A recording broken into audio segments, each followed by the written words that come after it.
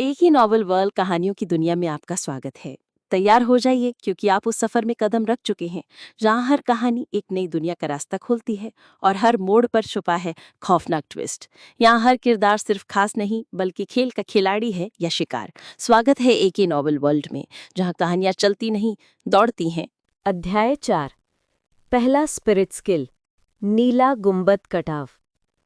जब बीबी डोंग ने ये दृश्य देखा, हालांकि वो मानसिक रूप से तैयार थी, फिर भी लिनम्यू के 3 बैंगनी स्पिरिट रिंग्स देखकर वो एक हल्की सी आह भरने से खुद को नहीं रोक पाई।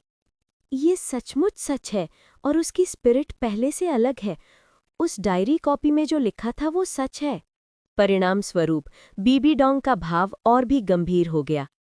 तो तांग सान राम के किसी व्यक्ति के हाथों उसकी भविष्य की मृत्यु के बारे में जो लिखा था वो भी सच था। हालांकि चूंकि ज्याओ बाई की डायरी कॉपी भविष्य का पूर्वानुमान लगा सकती है, इसलिए शायद परिणाम बदला भी जा सकता है। इस समय बीबी डोंग की आंखों में एक अलग ही भाव दिखाई दिया जब उसने चूबाई को देखा। दहाड़ नीचे जंगल से बाहर निकले कई स्पिरिट बीस्ट एक साथ अपनी गति रोककर चूबाई के हाथ में पंगु कुल्हाड़ी को आशंका से देख रहे थे। पंगु कुल्हाड़ी से निकलने वाली भयानक शक्ति ने उन्हें भय से कांपने पर मजबूर कर दिया। पहला आत्मिक कौशल, नीला गुंबद कटाव। चूबाई ने गहरे आवाज में कहा। पंगु कुल्हाड़ी को दोनों हाथों से पकड़कर एक अराजकता प्रकाश छोड़ा। कुल्हाड़ी आकाश से नीचे उतरी, एक चमकदार रोशनी बिखेरती हुई। उसके भीतर की शक्तिशाली शक्ति ने अंततः आत्मिक जानवरों को प्रतिक्रिया करने पर मजबूर कर दिया और वे बेतहाशा पीछे की ओर भाग गए। उनमें एक शक्तिशाली 1000 साल का आत्मिक जानवर भी था जो चूबाई पर हमला करना चाहता था। ये एक भेड़िए के आकार का आत्मिक जानवर था। उसकी आंखें ठंडी रोशनी से चमक रही थी, चमकी, और फिर उसने अचानक अपना मुंह खोला। एक झुलसा देने वाली ज्वाला क्यों उगली। धमाका। चूबाई ने पंगु कुल्हाड़ी पकड़ ली और नीला गुंबद कटाव एक शक्तिशाली आभा से फूट पड़ा। जमीन तुरंत टूट गई, बाहर की ओर फट गई। चूबाई के पैरों के पास लगभग 100 मीटर के व्यास वाला एक बड़ा गड्ढा दिखाई दिया। आसपास भाग रहे आत्मिक प्राणियों को भागने का भी समय नहीं मिला और वे उसमें समा गए।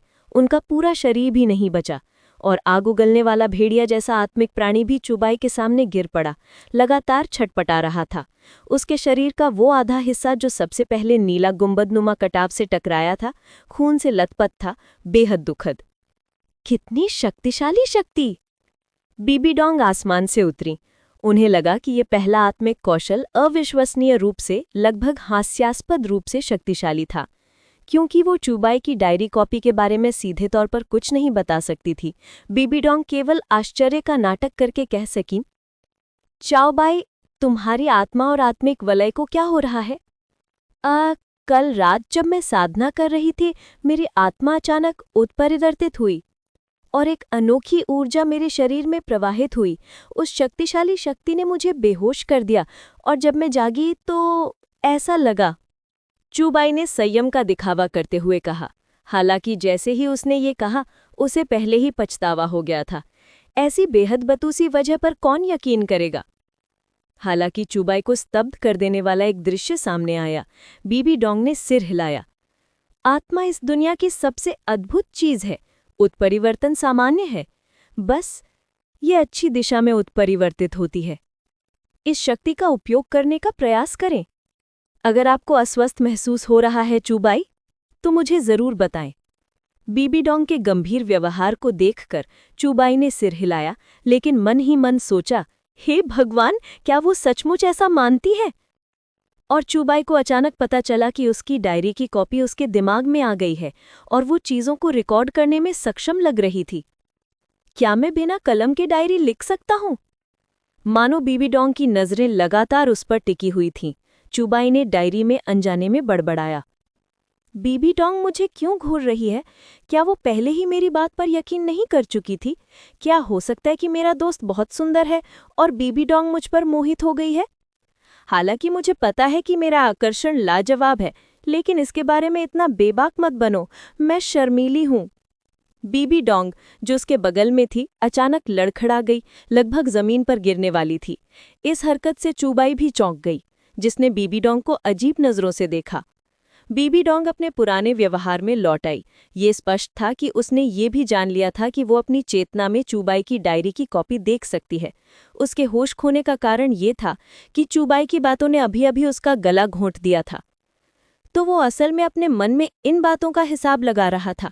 बीबी डोंग थोड़ा सा असहाय महसूस कर रही थी, लेकिन थोड़ी हंसी भी, क्योंकि ऐसा लग रहा था कि चूबाई को पता ही नहीं था कि वो उसकी डायरी देख सकती है। बस ये करो कि हम एक राक्षस देवी की विरासत हैं। मैं इसके बारे में नहीं जानती थी। पर यह जानकर चूबाई का मन थोड़ा विचलित हो गया था। लेकिन सचमुच बीबी डोंग वाकई में बहुत सुंदर है।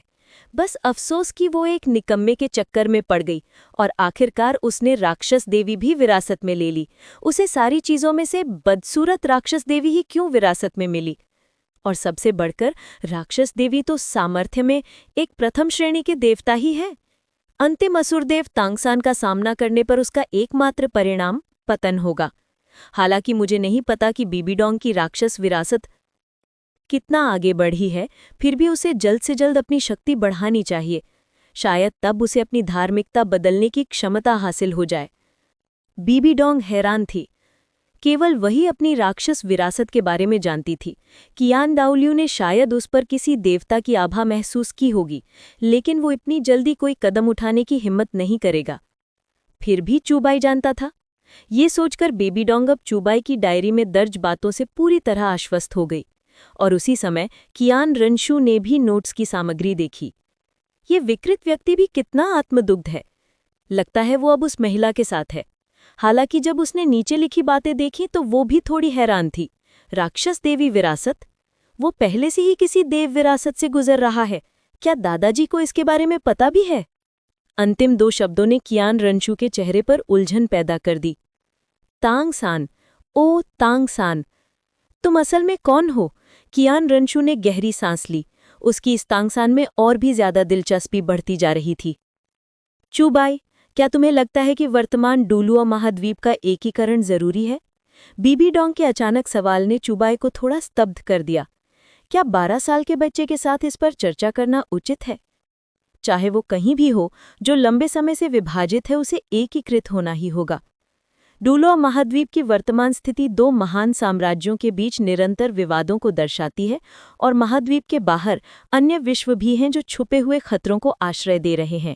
केवल एकीकरण से ही शांति आ सकती है। चूबाई ने सिर हिलाया, एक 12 साल के बच्चे की तरह नहीं, एक शांत भाव प्रदर्शित किया। और इस तरह के विस्तृत निर्णय ने बीबी डोंग को अपने मन में सोचने पर मजबूर कर दिया। शायद उसके शिष्य के मन में कोई बड़ा रहस्य छिपा है। लेकिन अगर वो नहीं बताता तो वो उसे उजागर नहीं करती।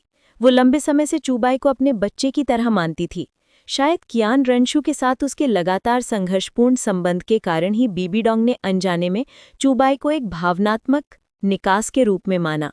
आखिरकार पिछले 6 सालों से चूबाई ही वो व्यक्ति था जिसे उसने बड़ा होते देखा था। संयोग से मेरे मन में भी यही विचार आया था। क्या हो अगर टीचर मेरी मदद कर दे? चूबाई ने मुस्कुराते हुए कहा। तो रीडर्स, आपको क्या लगता है, क्या होगा इस नॉवेल में आगे? ये जानने के लिए सुनते रहिए हमारा the tales of demons and gods के अगले चैप्टर्स पर। और हाँ, अगर चैप्टर पसंद आया हो तो लाइक और कमेंट ज़रूर कर देना। इससे मुझे भी अगले चैप्टर्स को अपलोड करने में मज़ा आता है। वीडियो पसंद आए तो लाइक करें और अपने दोस्तों के साथ शेयर करें। तो ज़रूर ज्वाइन करें ताकि आप हमारे अपडेट सबसे पहले पा सकें। आपका सपोर्ट हमारे लिए बहुत महत्वपूर्ण है, इसलिए हमारे साथ जुड़े रहें और हमारी यात्रा में हिस्सा बनें।